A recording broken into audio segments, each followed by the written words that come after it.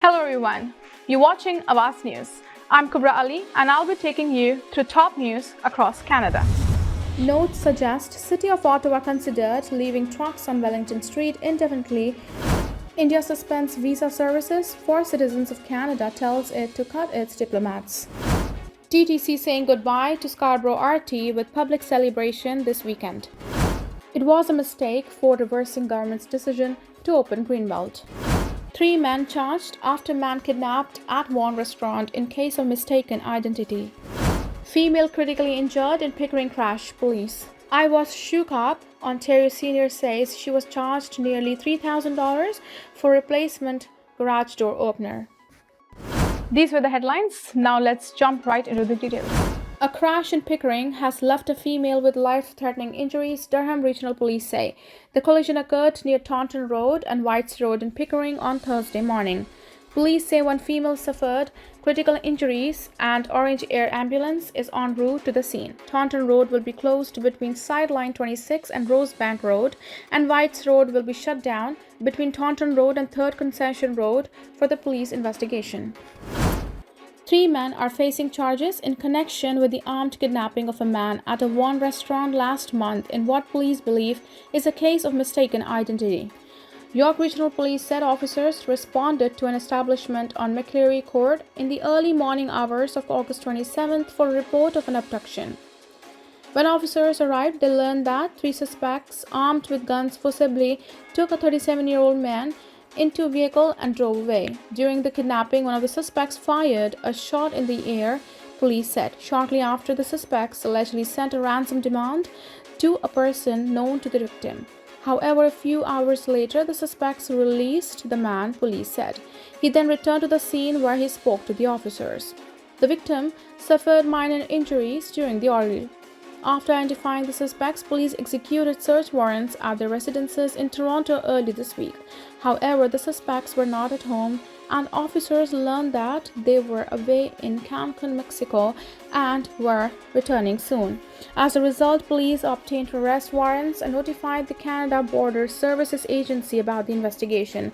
On Wednesday, the suspects were taken into custody at Toronto Pearson Airport.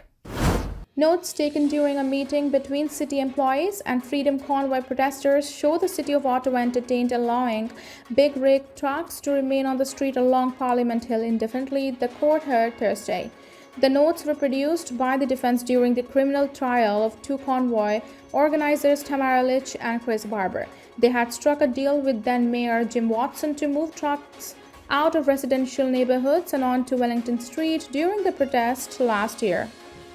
The city's emergency services manager Kim Ayat met with several convoy organizers and other city staff over pizza on February 13 to go over the details and come up with a plan. Barber was among the protest organizers in the attendance. Ayat told the court Thursday that police never agreed to stage the trucks indefinitely and that was not part of the deal.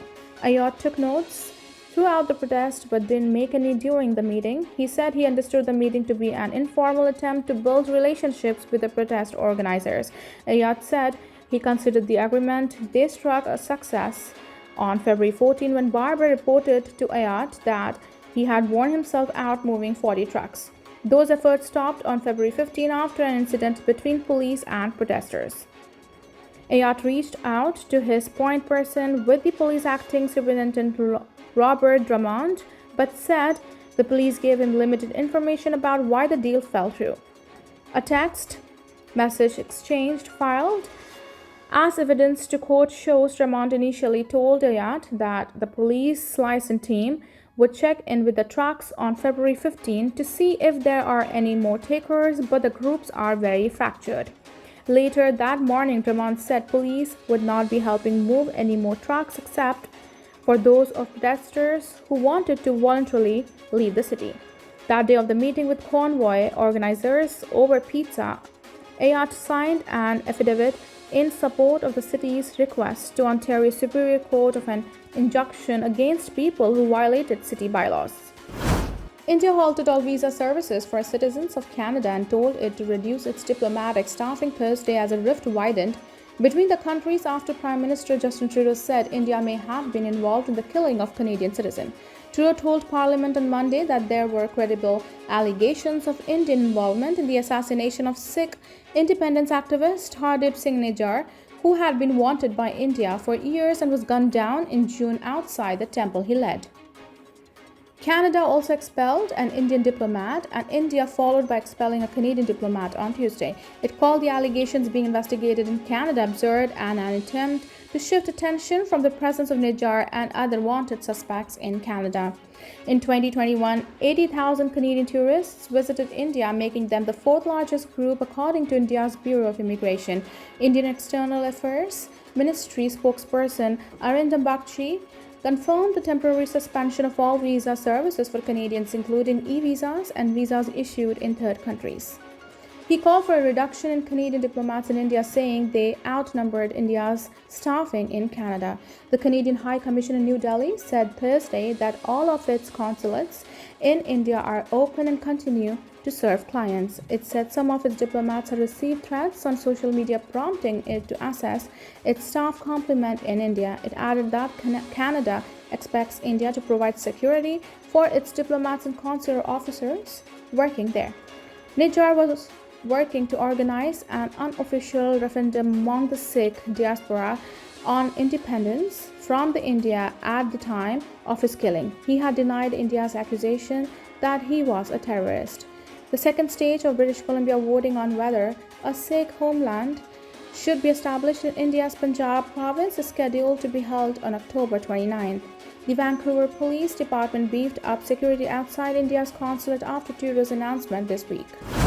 The Toronto Transit Commission (TTC) is allowing the public to step foot on a Scarborough RT train one last time as part of a public memorial service for Line 3 this weekend. The public farewell will take place at Scarborough Centre Station on Saturday from 11:30 a.m. to 4 p.m. The line, originally scheduled to end service in November, was decommissioned in August, a month after one of its trains derailed. The train was traveling southbound on Line 3 on July 24th when it derailed near Ellesmere Station, sending 5 people to the hospital with minor injuries and rendering the SRT out of service as an investigation ensued. When the TTC decided to close the line permanently, it introduced some elements of its replacement plan, including a new shuttle service that started to run on August 26th. Officials said by November, 8 bus routes will run through Kennedy Station, eliminating commuters' need to transfer. In the long run, officials said buses will run in the designated lane along with Line 3 corridor until Line 2's East Subway extension opens. Transit advocacy group TTC Riders held a memorial service for the SRT on August 23rd, a month before the TTC's farewell ceremony. Premier Doug Ford said he will be reversing his government's decision to open up the Greenbelt to developers, calling the controversial land removals a mistake. Ford made the announcement on Thursday afternoon after meeting with his caucus at a retreat in Niagara Falls earlier in the day. Last month, Ontario's Auditor General Bonnie Lysyk released a scathing report on government's handling of Greenbelt land removals. The report found that certain developers received preferential treatment and had direct influence over the government's decision to extract lands. The process involved in selecting what parcels of land would be removed from the Greenbelt left too much room for some people to benefit over others, Ford said. Despite this reversal, Ford still asserted that developing the Greenbelt would have made a big difference with respect to the housing crisis, adding tens of thousands of homes to the province's housing stock. According to the Auditor General, of the 7,004 acres of land removed from the Greenbelt by the province, 92% could be tied to 3 developers with direct access to the housing ministry. The owners of the 15 land sites could see more than $8.3 billion increase the value of their properties, the report noted. The report also found that there is already sufficient land available in Ontario to build much-needed housing and that there was no need to remove lands from the Greenbelt in order to meet housing targets. Ford's about-face comes just one day after a second cabinet minister was forced to resign in the wake of the Greenbelt scandal.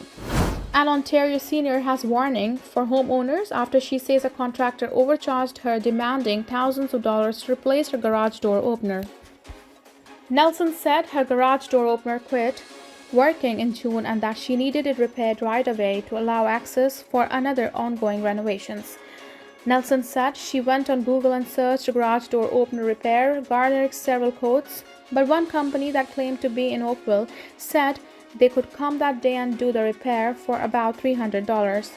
However, when a contractor arrived, Nelson said he was there for just over 2 hours, replaced the garage door opener with a new one, and presented her with a bill of $2,915.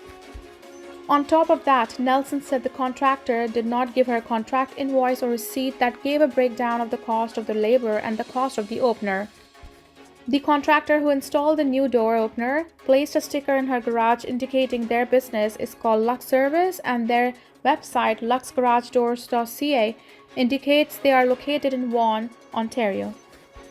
Nelson has sent a registered letter of complaint to the same address, and it was returned to sender. According to Consumer Protection Ontario, when hiring a home service contractor, residents should seek recommendations from family and friends, deal with a local company, confirm the cost of work before it begins, and ask for an itemized contract or invoice. Nelson still wants a refund, but is concerned as the company appears to be nowhere to be found. Nelson said she was told later by another company the cost of the garage door opener she received was worth about $300, and it may have been another $200 to $300 in labor costs to install, but that should not have been anywhere near $3,000. A basic garage door opener, including installation, will cost between $400 to $800 depending on the type of opener and complexity of the installation. If you're getting one for your home, make sure you know the total price before allowing work to begin. Thank you for tuning in. I'm Kubra Ali. I'll see you back tomorrow, same time, same channel. Have a good night.